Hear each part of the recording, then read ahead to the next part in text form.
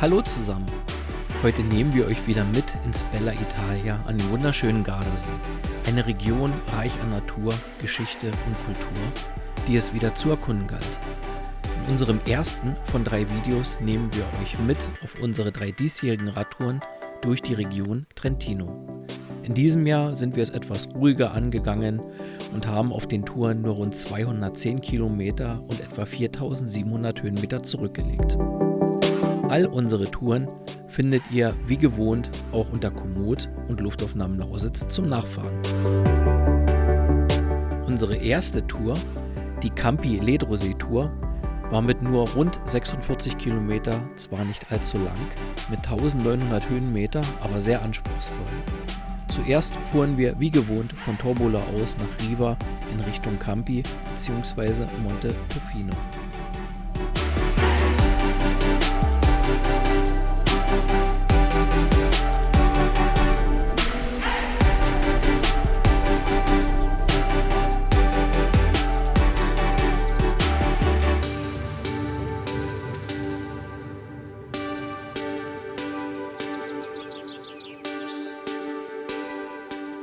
Unseren ersten Stopp legten wir am Wehrturm Torre San Giovanni alla Pinza ein.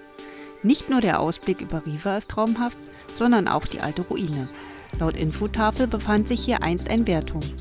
Dieser wurde im Mittelalter zu einer Kirche ausgebaut, Anfang des 18. Jahrhunderts jedoch durch französische Truppen zerstört.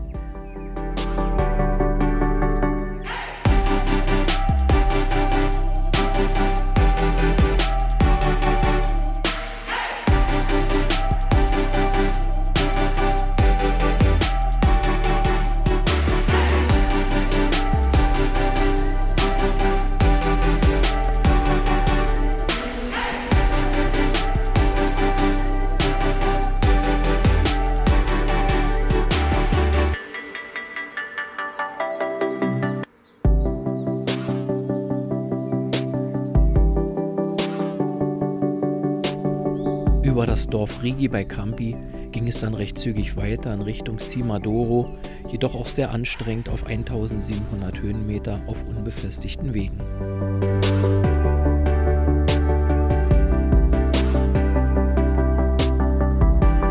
Unterwegs gab es dann noch diese grandiose Aussicht in Richtung Lago di Tenno.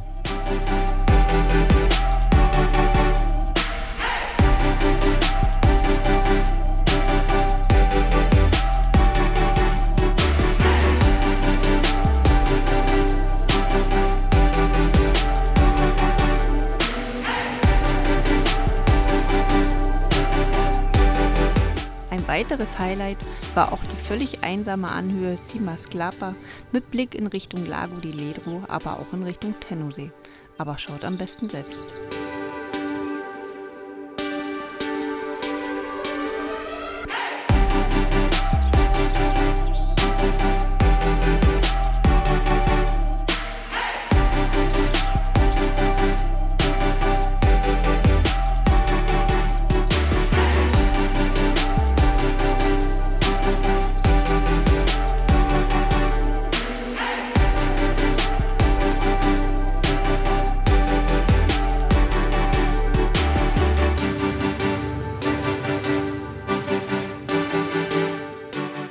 Hier begann bereits unsere Abfahrt in Richtung Ledrosee.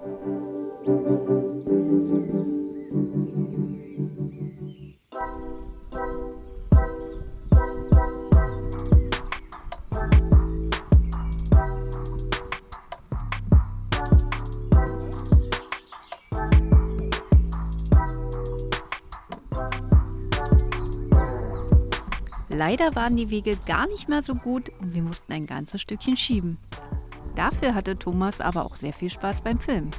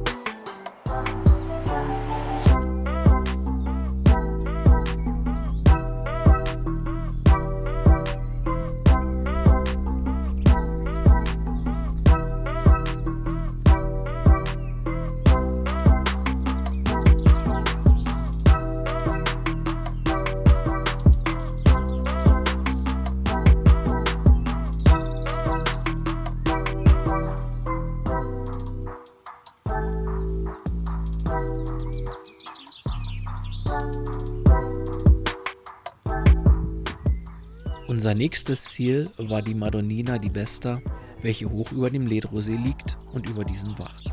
Etwas erstaunt waren wir nur über die Größe. Denn aufgrund der bisherigen Fotos dachten wir eigentlich, dass sie bedeutend größer ist. Dafür beeindruckte die einmalige Aussicht über den Ledrosee. Denn von hier kann man ihn in seiner ganzen Schönheit bewundern. Im Übrigen gelangt ihr an diese nicht direkt mit den Bikes, sondern müsst noch etwa 20 Minuten laufen.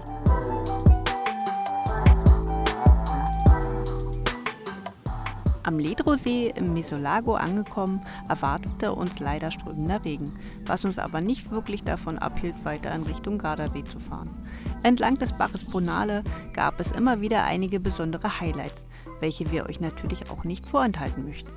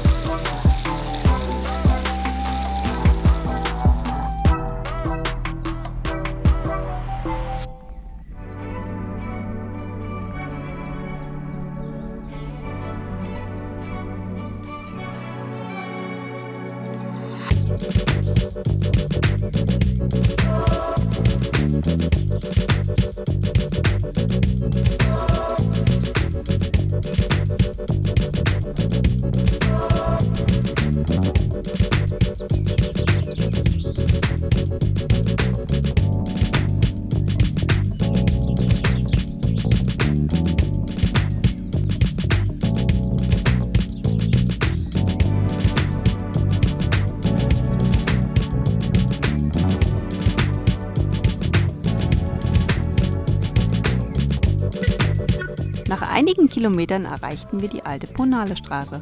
Diese 5,5 Kilometer lange heutige Wander- und Radroute wurde Mitte des 19. Jahrhunderts mitten in und durch den Stein gehauen, um das Ledrotal mit dem Gardasee zu verbinden. Bis 1982 fuhren hier sogar noch alle Fahrzeuge entlang, bis nach und nach immer mehr Tunnel entstanden und das Straßennetz ausgebaut wurde.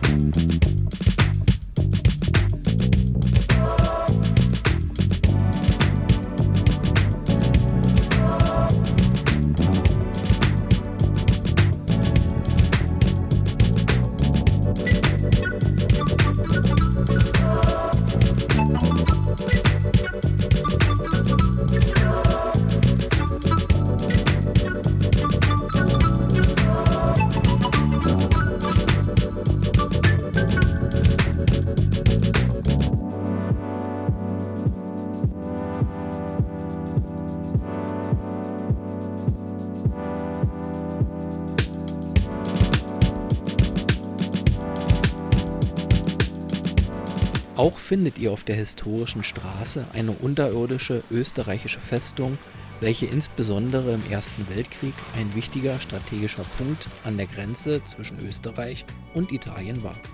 Wer hier ist, kann auch gern an einer Führung teilnehmen. Am sichersten ist es, eine Führung bereits vorab online zu buchen.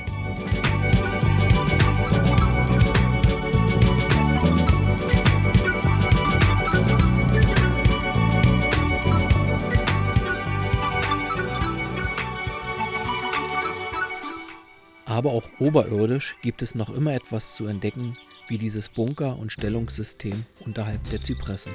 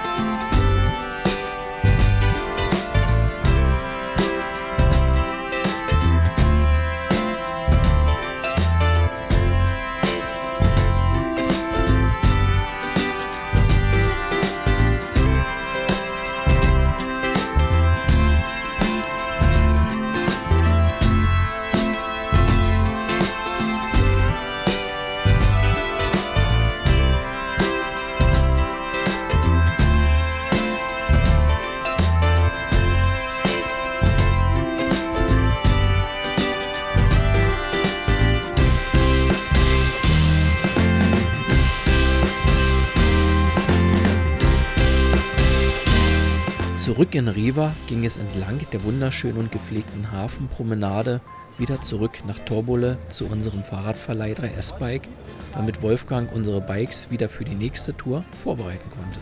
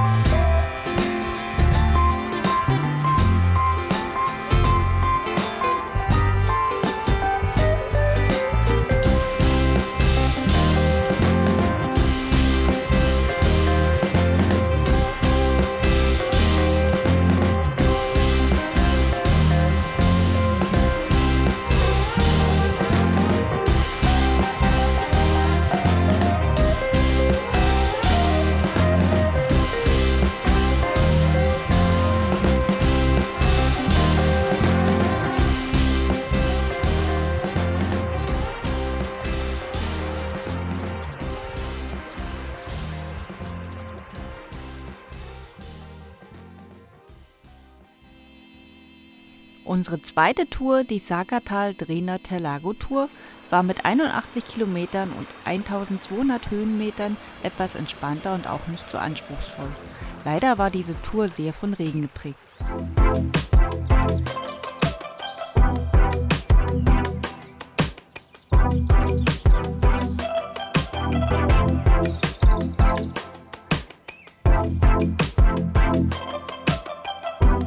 Von Torbole aus ging es entlang der Saka, vorbei an hunderten Oleandersträuchern und Weinreben in Richtung Arco.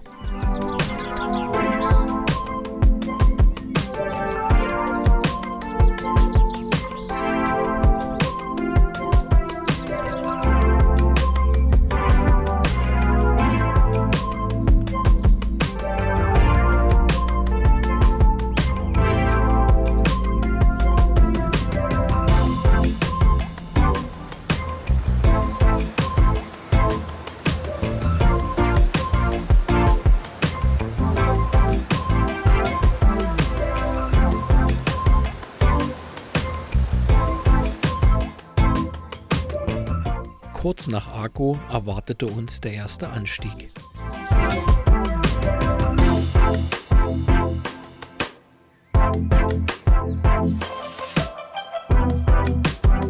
Wenige Minuten später gab es dann diesen tollen Ausblick auf Dro und die Saga.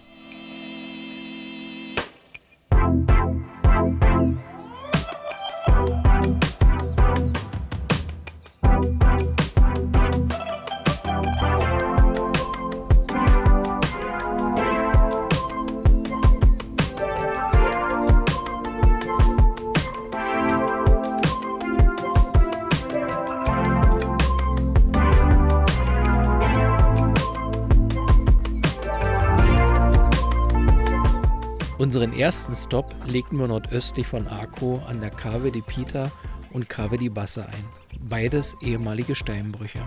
Der dort gewonnene Statuenstein wurde vor allem für Portale, Brunnen und Statuen verwendet.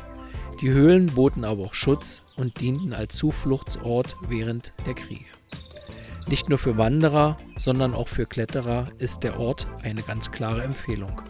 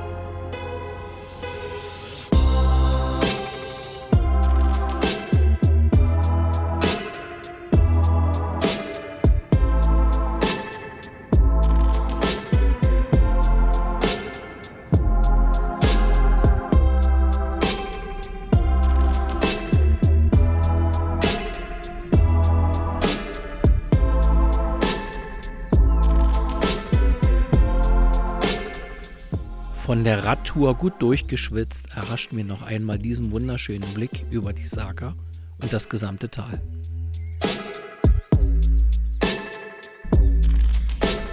Weiter ging es nun in Richtung Drena zum Castello di Drena. Da es leider kräftig regnete, nutzten wir die Möglichkeit und besichtigten das Schloss sowie die Ausstellung im Inneren, dank unserer Trentino Guestcard. Zum Schloss sowie zu allen weiteren Schlössern, welche wir uns in diesem Jahr am und um den Gardasee angesehen haben, zeigen wir euch in einem gesonderten Video. Seid gespannt, denn in diesem Jahr durften wir an vielen Orten fliegen und filmen.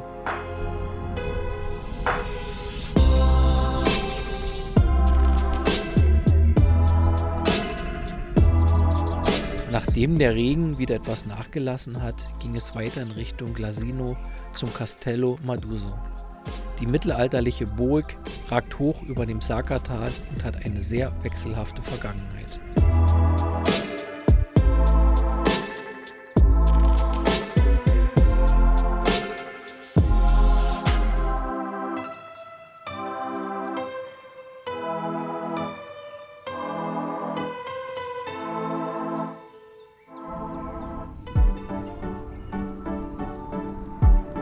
Weiter ging es nun in Richtung Monte Marzana durch einige kleine Ortschaften vorbei an zahlreichen Apfelplantagen und Weinbaugebieten.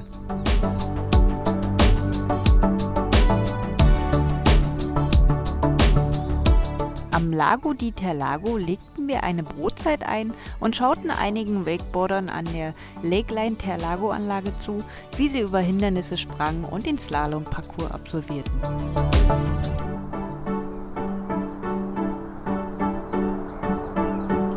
Nachdem der Himmel endlich aufklarte, ging es dem bereits gefahrenen Weg wieder ein Stückchen zurück in Richtung Lago di Toblino.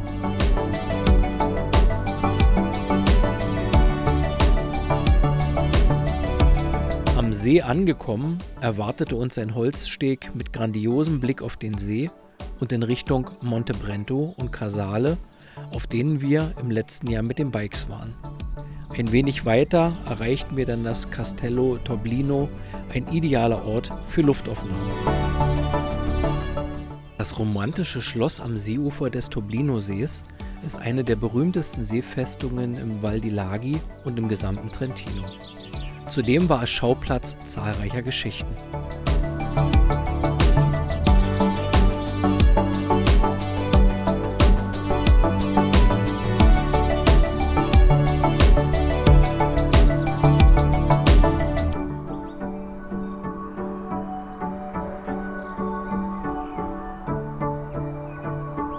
Weiter ging es nun durch ein riesiges Weinbaugebiet in Richtung Lago di Cavedine, teils entlang des Rimone Nuovo. Am Zufluss vom Lago di Cavedine gab es noch einige Stromschnellen, die wir noch schnell aus der Luft eingefangen haben. Das Wasser des Sees wird im Übrigen seit Beginn des 20. Jahrhunderts für die Stromerzeugung genutzt.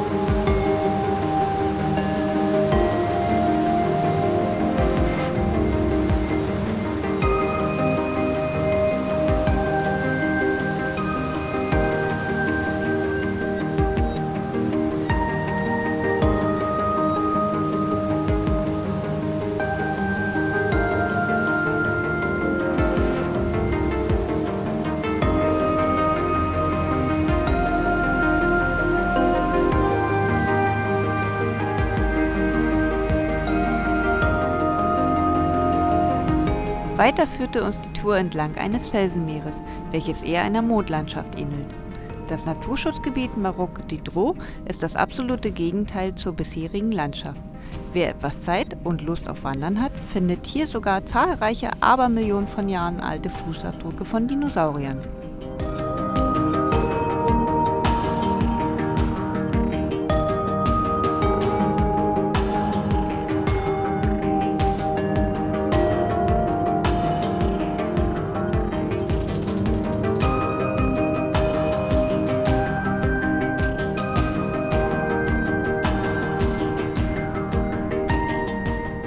Nach einigen Kilometern kamen wir wieder an die Saka und nach Dorob. Entlang der 80 Kilometer langen Saka, welche einen Höhenunterschied von 1700 Metern hat, gab es wieder einige Spots und Highlights, die wir euch nicht vorenthalten möchten.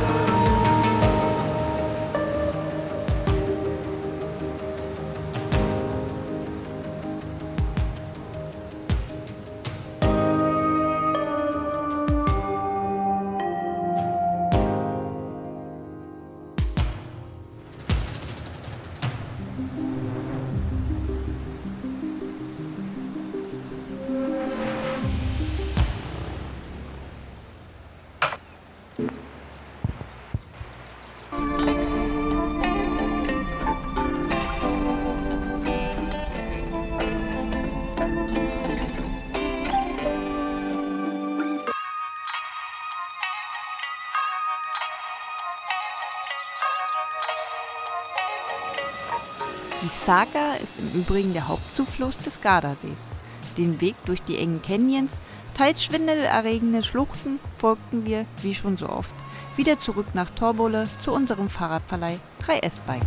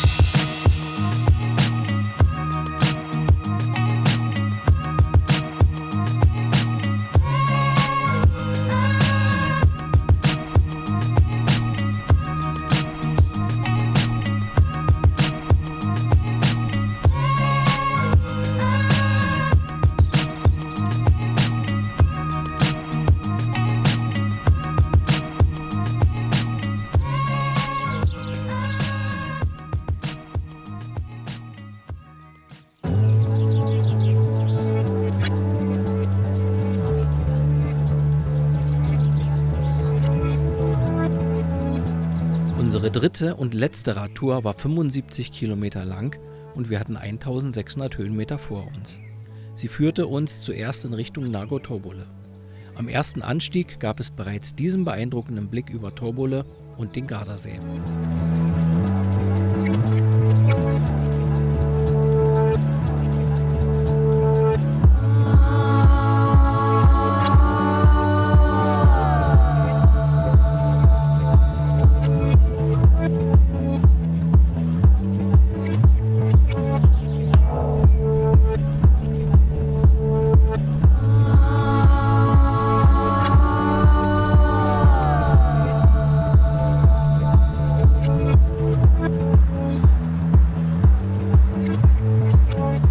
Unser Weg führte uns weiter entlang des Lago di Loppio nach Loppio, bevor uns der nächste wirkliche Anstieg erwartete.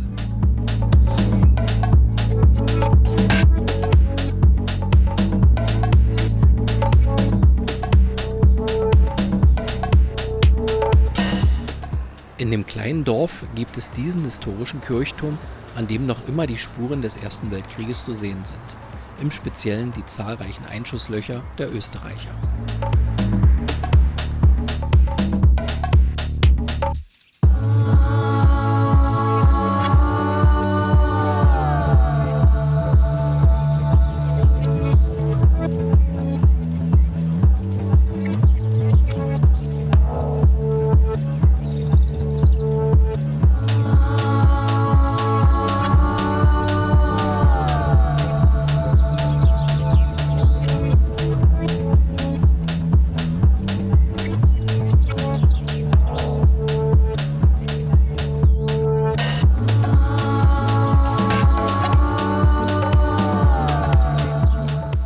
vor Val San Felice erwartete uns noch dieser imposante Ausblick.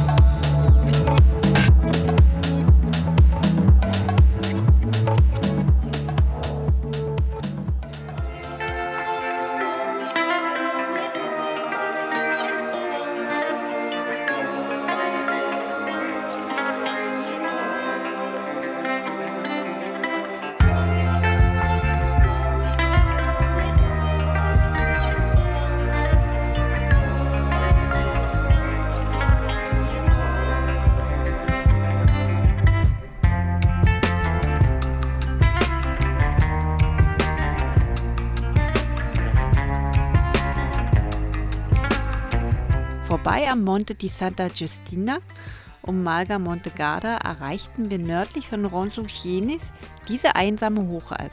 Einen Blick aus dem Tal genau zu diesem Punkt zeigen wir euch noch später.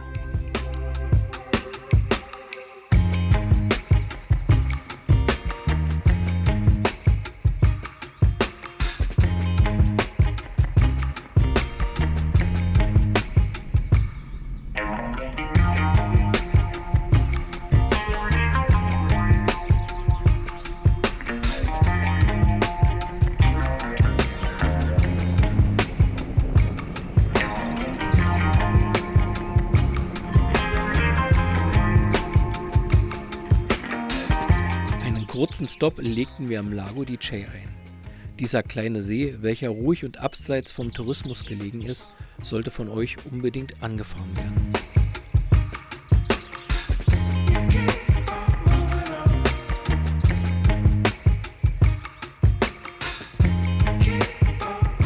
Nachdem der Anstieg und diese Zungenbrecher hinter uns lagen, freuten wir uns natürlich wie jedes Mal auf die Abfahrt und teilweise über 60 km/h mit unseren Mountainbikes.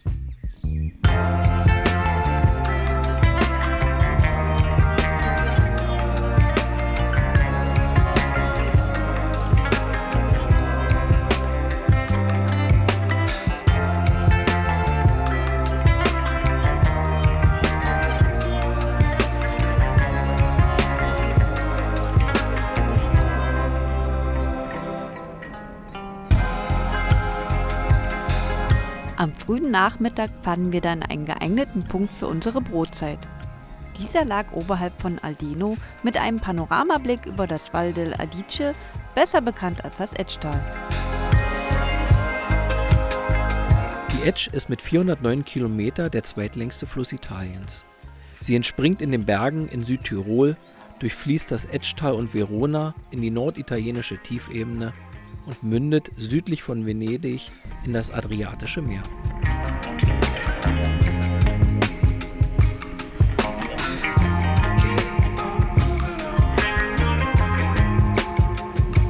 Wenig später erreichten wir die Etsch und somit auch das Etschtal. Die Etsch überquerten wir dann an dieser Brücke bei Nomi.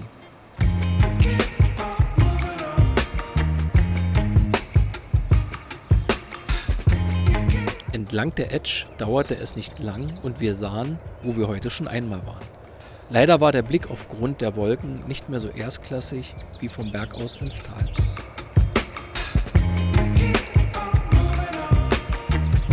Flussabwärts kamen wir wieder durch zahlreiche Ortschaften und Dörfer, bis wir in Rovereto die Etsch ein letztes Mal überquerten.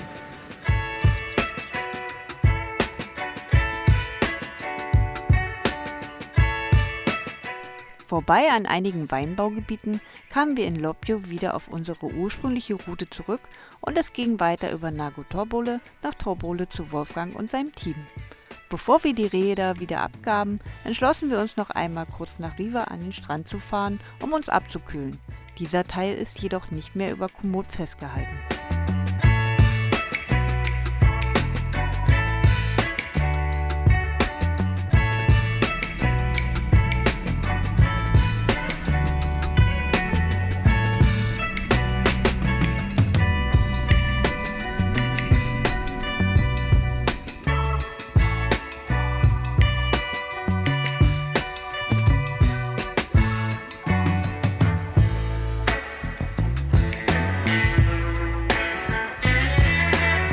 möchten uns noch einmal bei Wolfgang und seinem Team von 3S Bike herzlich für die tollen E-Bikes seit nun schon fast 10 Jahren bedanken. Wer selbst kein E-Bike besitzt oder keinen Platz für diese im Auto hat, ist hier bestens aufgehoben. Denn hier gibt es moderne und sehr gepflegte Fahrräder und das zu einem sehr fairen Preis.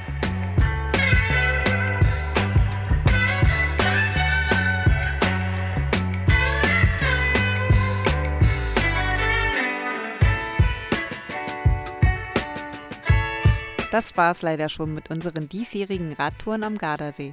Vielen Dank fürs Zuschauen und viel Spaß beim Nachfahren.